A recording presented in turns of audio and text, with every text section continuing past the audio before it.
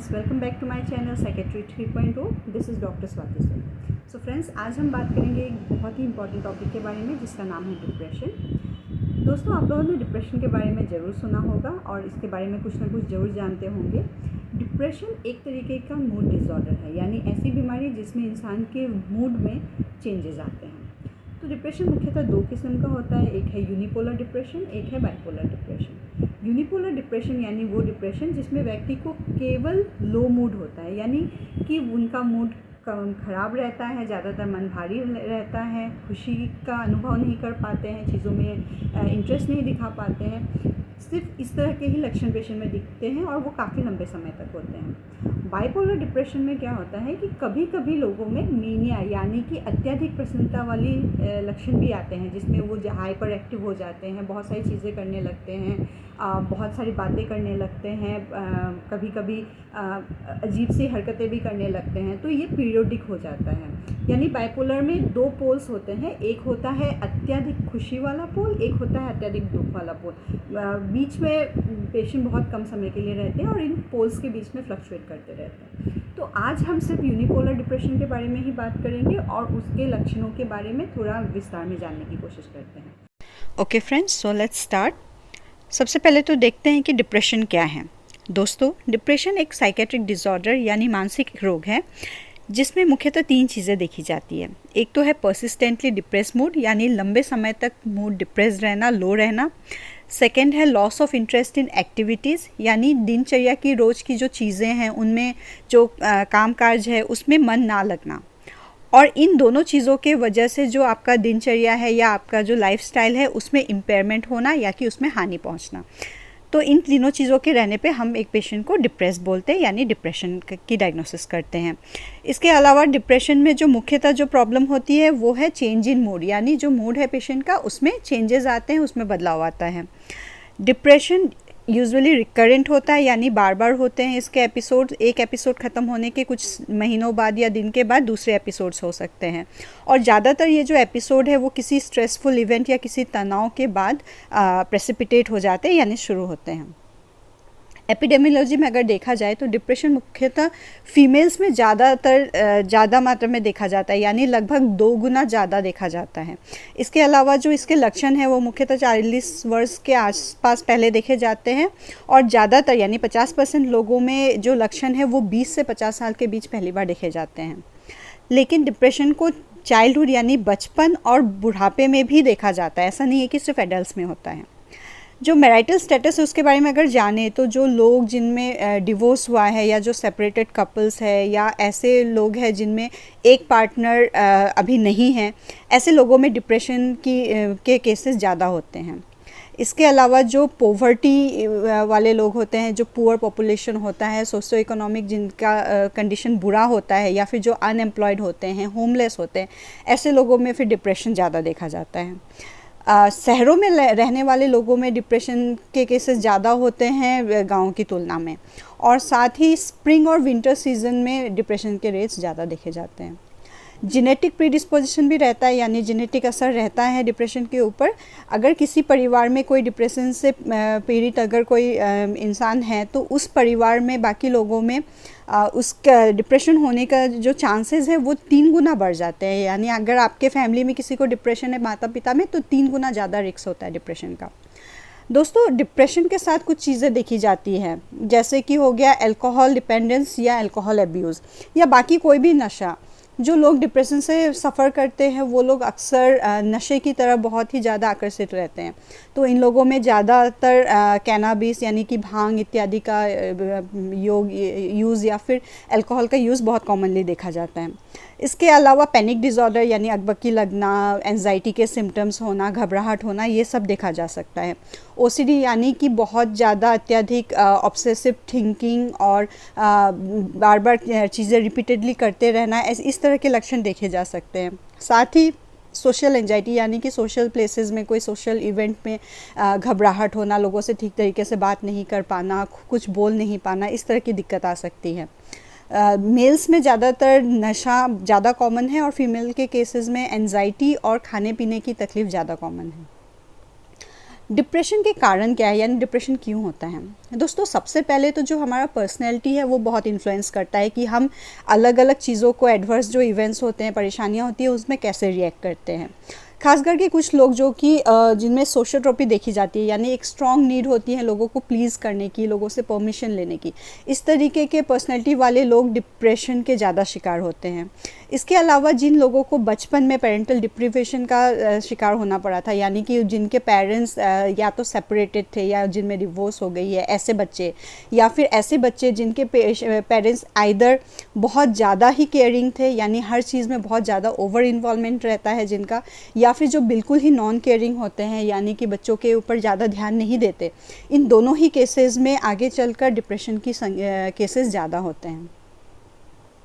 दोस्तों, डिप्रेशन में एक ट्रायड देखा जाता है जिसे कॉग्निटिव ट्रायड ऑफ डिप्रेशन बोलते हैं। ये एरन बेक ने दिया था। इस ट्रायड में जो आप देख सकते हैं यहाँ पे 3 चीज़ें होती हैं। एक तो है निगेटिव व्यू ऑफ सेल्फ, यानी अपने बारे में निगेटिव व्यू रखना। लोग ये सोचने लगते हैं कि मेरे अंदर कोई क्वालिटीज़ नहीं है, मैं आगे चल के कुछ नहीं कर सकता, या मुझसे कुछ नहीं होता।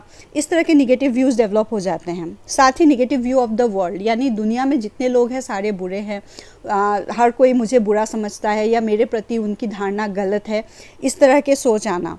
और थर्डली है negative view of the future, यानी ये सोचना कि मेरे जो प्रॉब्लम्स है वो कभी सॉल्व नहीं होंगी, या आगे चलकर मैं कुछ नहीं कर पाऊँगा, या मेरे फ्यूचर में कुछ नहीं रखा है। ये तीनों जो चीज़ें हैं, negative view of self, negative view of world and negative view of the future, ये तीनों मिलकर डिप्रेशन बनाती हैं। न्यूरोट्रांसमीटर चेंजेस क्या क्या होते हैं डिप्रेशन में? तो दोस्तों, डिप्रेशन में मुख्यतः जो डोपामिन लेवल है, जो सेरोटोनिन के लेवल है और नॉरएपिनेफ्रिन के लेवल है, ये तीनों ही न्यूरोट्रांसमीटर के लेवल हमारे ब्रेन में और सीएसएफ में कम हो जाते हैं। इसके साथ ही गाबा के लेवल्स भी कम हो जाते हैं, जिसके वजह से पैनिक डिसऑर्डर यानी एंजाइटी, रेस्टलेसनेस, अकबकी लगना, इस तरह के लक्षण लोगों में साथ में रहते हैं।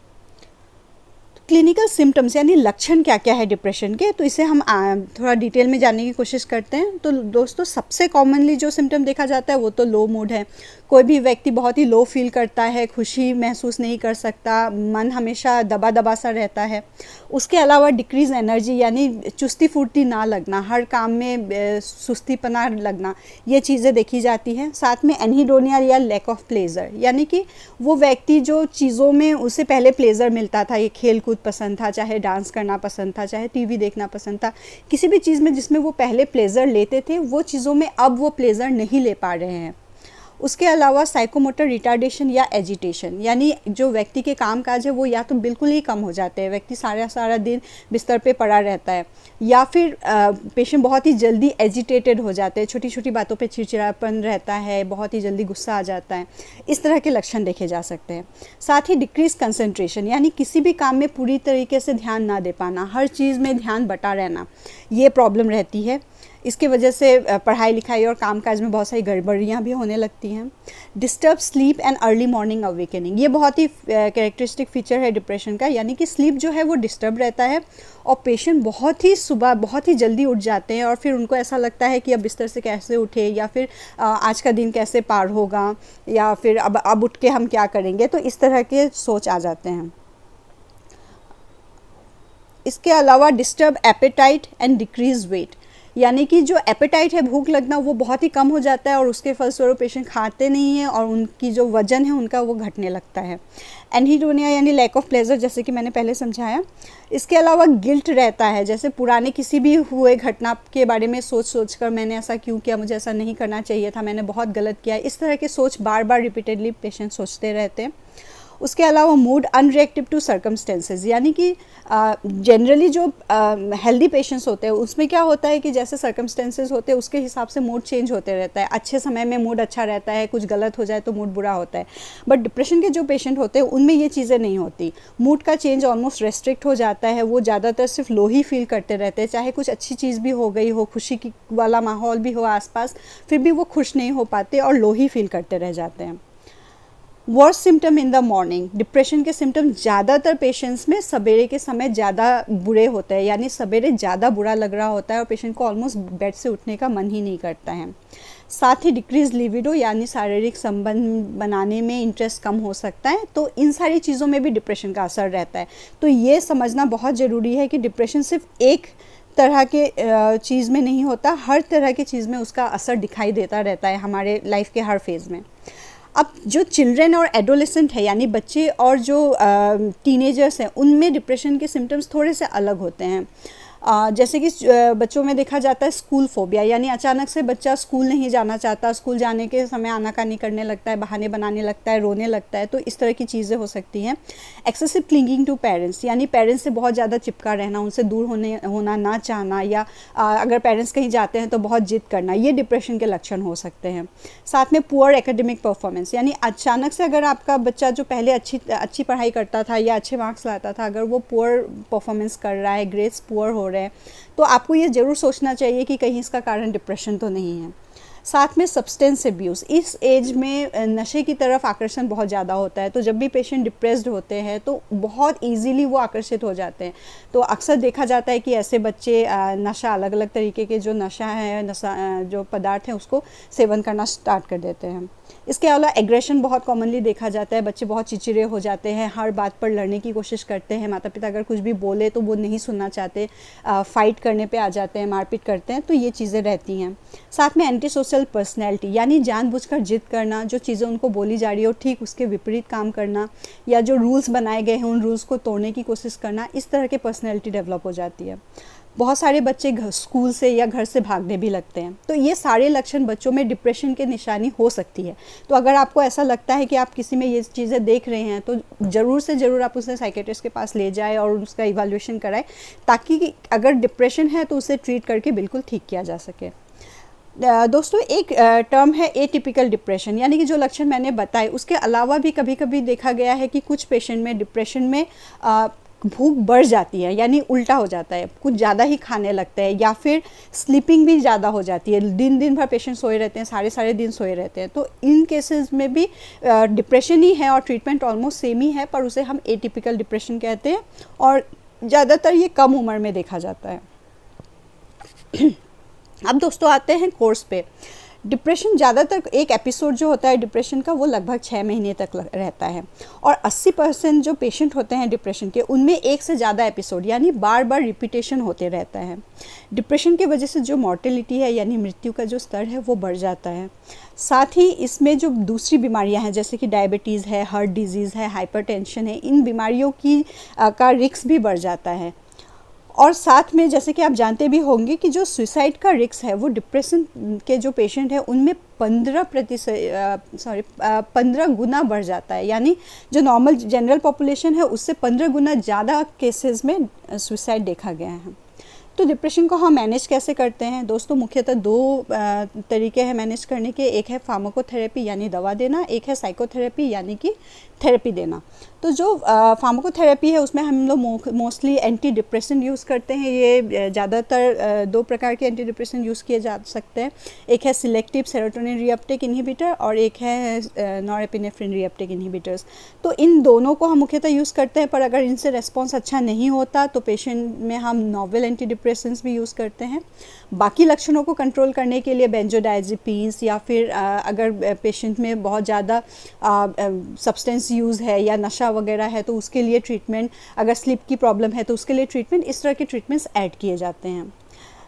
जो ट्रीटमेंट है उसका ड्यूरेशन एक्यूट फेज़ में, यानी जब पेशेंट नया डिप्रेशन लेके आता है तो लगभग 8 से 12 हफ्ते के लिए उसका ट्रीटमेंट चलाया जाता है, और उसके बाद हम पेशेंट को मेंटेनेंस थेरेपी पे डाल देते हैं, यानी कुछ ड्रग है जो चलते रहते हैं, उसे 6 to 24 मंथ्स तक चलाया जाता है। इसलिए आप लोग को ये समझना ज़रूरी है कि डिप्रेशन ये नहीं कि लक्षण ठीक होते ही आप दवा छोड़ दें, क्योंकि ऐसा करने से क्या होता है कि फिर वो रिकर हो जाता है, यानी अगले एपिसोड में चला जाता है और लक्षण भी बढ़ सकते हैं।